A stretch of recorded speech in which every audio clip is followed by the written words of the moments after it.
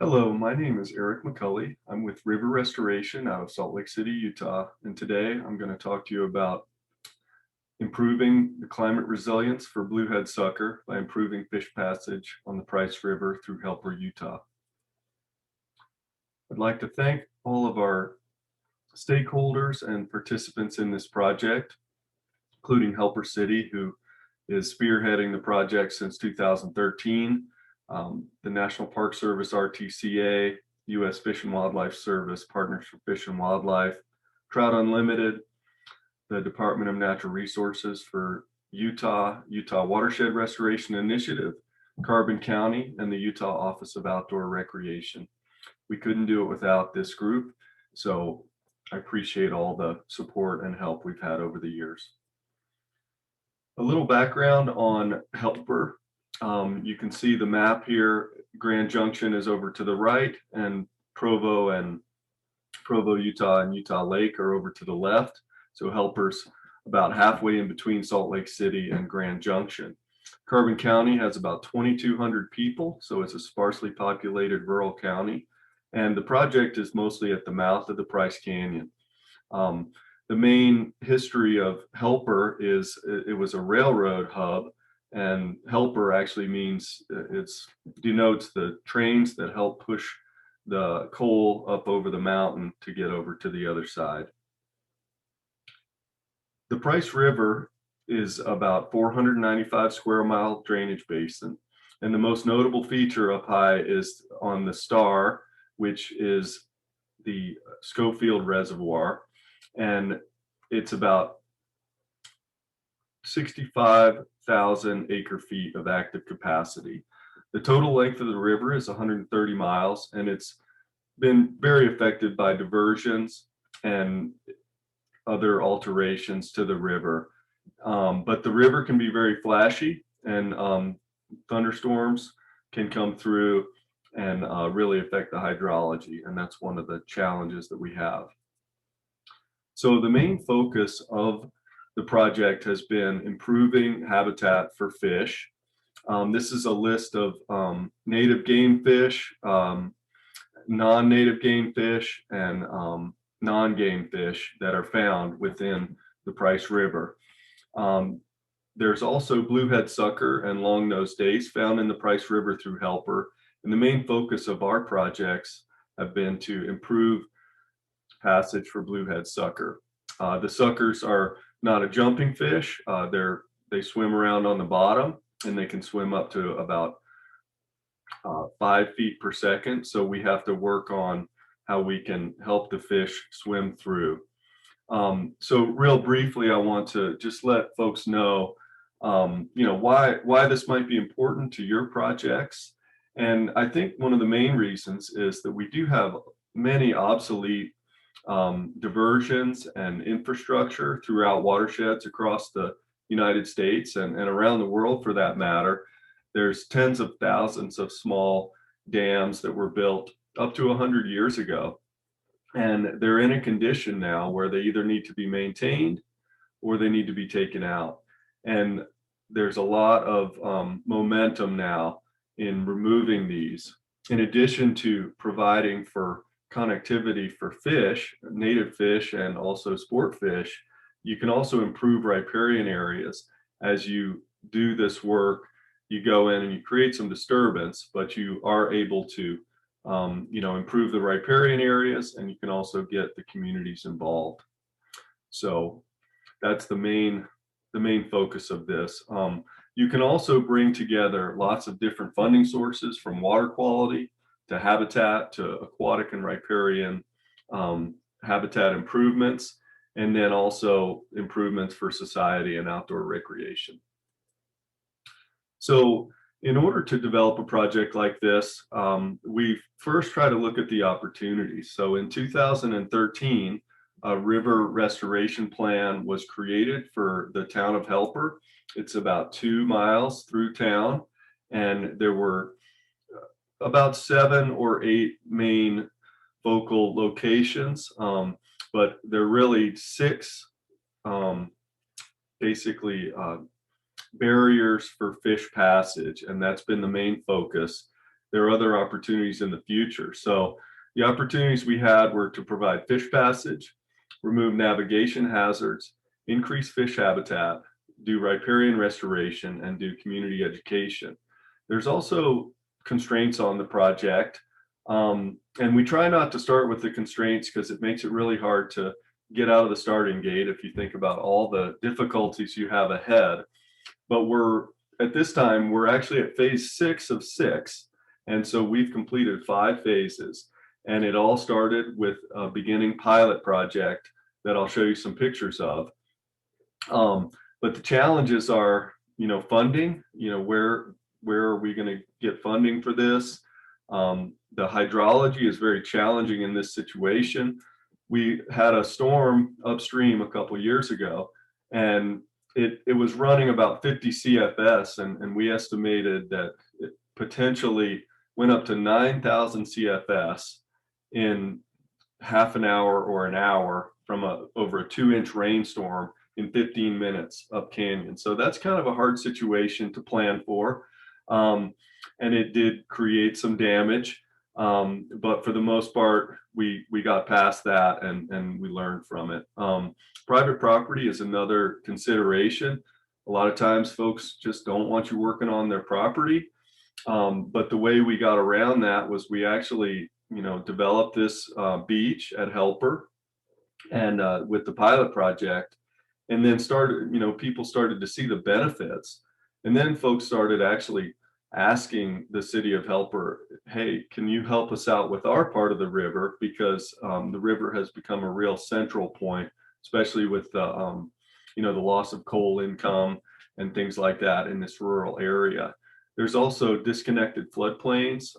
Flood conveyance is difficult. Some of the bridges are undersized, and there's a really high debris and sediment load. So those are some of the challenges that we've had to get past. So our design philosophy is to look at every river as unique, and it's a different place. So we look at the users, both from the aquatic species and the natural systems, to ditch owners and irrigators. One of the projects we had was an active ditch that is still in use, so we had to work around that. And then there's also recreational boaters and folks like that. You also have to consider the timing of these projects with irrigation system, fish migration, and high recreation periods. And then we really try to look at the river function, the stability of the reach, the flood conveyance, and the woody debris and ice and how those affect things. And then the environmental circumstances with hydrology, water temperatures, and weather. So the process we go through is a hydraulic design where we look at the critical hydraulic constraints on the project, the structures, and how that changes over time or over the hydrograph, so higher or lower. We do a combination of 1D, 2D, and 3D hydraulic modeling. And depending upon what our objective is, you ramp up the modeling to 3D. But 3D modeling requires a lot of data, so you have to take those into consideration. So the area, you can see we're looking up canyon. Phase 4 down below was the Saco diversion, which is an active diversion. Phase 1 is the pilot project, which is right in the middle of Helper. And if you haven't stopped there on your way through, there's a beach, and the kids love it. It's a great central point for the community. Phase 2 is called the Janet Street. Phase 3 is North Main. Phase 5 was just completed upstream off of Martin Road, and phase 6 is at Gelati Pond. And I'll click through and show you some of these. So this is the phase 1 pilot project. This was a vertical bank that was just miscellaneous vehicle parts and rock and concrete and things like that. I talked to the contractor, and he said he thinks someone bulldozed a house into this area. So just because it's not in good shape now doesn't mean you can't have a great space for people. And the kids love this in the summertime. So it's a good spot to be. It's right behind the Balance Rock Cafe. And that was another aspect, is, getting a lot of the local businesses involved. So it's been really helpful. So let me see. The next one was phase 2, Janet Street site. You can see on the left, there's vertical railroad iron that is spiked in vertically, and then a lot of times they put tires and things like that behind it and sticks to keep this up. This was actually a obsolete irrigation diversion.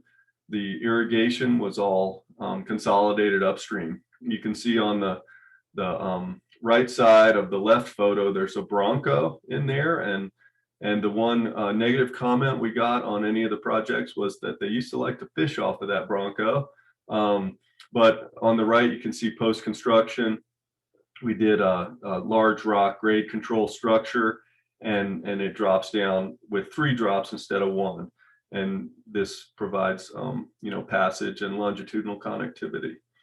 Phase 3, on the left, you can see, again, there were about 30 railroad lines spiked in vertically and a bunch of tires and other rails laid in there. And then on the right, you can see that we actually created some steps down to here, and there's a recreation feature. And then there's actually fish passage in there as well. You can compare the, to the right, there's a line that shows the part of the railroad, and that was one of the significant site constraints. Phase 4 was the active diversion at a, SACOs are the family that diverts water to grow alfalfa. And this was basically Jersey rails or K rails, those concrete blocks that were just thrown in to the river, and it created definitely a fish passage issue between 5 and 6 feet of vertical. On the right, after post-construction, this is a different view, but you can see we put in 5 drops, and each of those drops is about a foot each. So there's swim pathways through there. And then there's a bench on the side. So now you can get through here. People can also continue down from above. This is phase 5, which we recently completed. What you can see is there's rail lines that were used to stack boulders, and then a rail line that went right across the river and created this grade control. We found out when we were in there that they put water lines under here, and the construction guys were told that there was at least 1 water line, and then once they started digging, the landowner came out and said, "Oh no, what we meant was there's 3 water lines and we have no idea where they are." So they had to be real careful, but we left that wall in place because we didn't want a $500,000 project fixing that wall. But you can see now this is all backwatered. Phase 5 after shows it's backwatered, and then we've got some of the neighbors heard about it. These folks live downstream, and right as soon as we got the equipment out of the stream, they came in. And this was the first run of phase 5, and they went right back to their house downstream about 2 miles. Their only complaint was they wished it was 5 miles. So we opened up that recreational access to the river, and now you can go upstream and go right down through the middle of town, and it's a great amenity for folks, and these guys must have been watching because they were the first to come down through. So you can see we put 3 separate drops in order to compensate for about a 4-foot head loss through here. So people are enjoying it. This is our phase 6 project, and what you can see, it's about a 12-foot vertical drop, and we plan to reinitiate the connectivity here. There's a few other diversions downstream between the Green River and the Price River that are going to that are also going to be worked on in the future, and it's possible Colorado pike minnow could come up here someday. So we're working with the fish passage program. So you can see in this that there's definitely a hydraulic issue here. The fish cannot swim up. So we modeled a couple different scenarios. This one is 13 different small drops. This one is 5 ramps, steep roughened ramps to allow the fish to have resting areas. And so that's our next challenge, is getting in, and we're developing the funds for this right now. In 2019, the Division of Wildlife Resources sampled the area and found lots of different fish. They found mountain and bluehead suckers throughout the reach. They had previously surveyed it, and there were bluehead suckers below some of these diversions in the pools, but then at a certain point, they could no longer get upstream anymore.